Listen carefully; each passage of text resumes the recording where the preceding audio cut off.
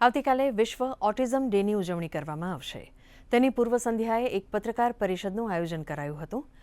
Homeopathy specialist doctor Ketan પટેલે જણાવ્યું હતું કે હોમિયોપેથીની દવાઓથી ઓટિઝમ 90% સુધી નાબૂદ કરી શકાય છે, પરંતુ 10% જનીનમાં કોઈ સુધારો થઈ શકતો નથી।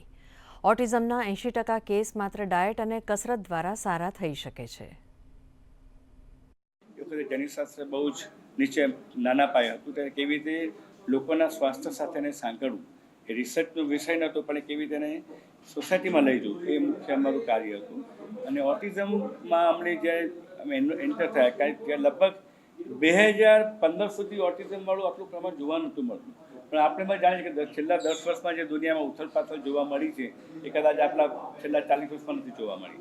એટલે લાઇફસ્ટાઇલ હોય કે જે પણ કારણ હોય, એ બધા કારણોના લીધે ઓટિઝમનું પ્રમાણ બહુ જ જોવા મળ્યું। મલ્ટિપલ એપ્રોચ કરવા પડે, દવાઓ બી લેવી પડે, પ્રાર્થના બી જોઈએ। એટલે બીજું એક તમને ભૂલી જાઉં, સંસ્કૃતના શ્લોકોથી એનું જે પર્ટિક્યુલરલી હાઇપોકેમ્પસ એરિયા, એમિગડેલા એરિયા, જે આપણી મેક્સિમમ મેટાબોલિક એક્ટિવિટી થતી હોય, એ મેટાબોલિક એક્ટિવિટીનું રેગ્યુલેશન થાય છે, તો એ બાળકોનું ઇમ્પ્રુવમેન્ટ વધારે સારું થાય છે। ખોરાક તો તમે આપજો, દવા આપજો, સાથે રોજ પરિવારમાં સંસ્કૃતના શ્લોકો સંભળાવજો, તને કે બોલતા શીખવાડજો। That definitely plays a role.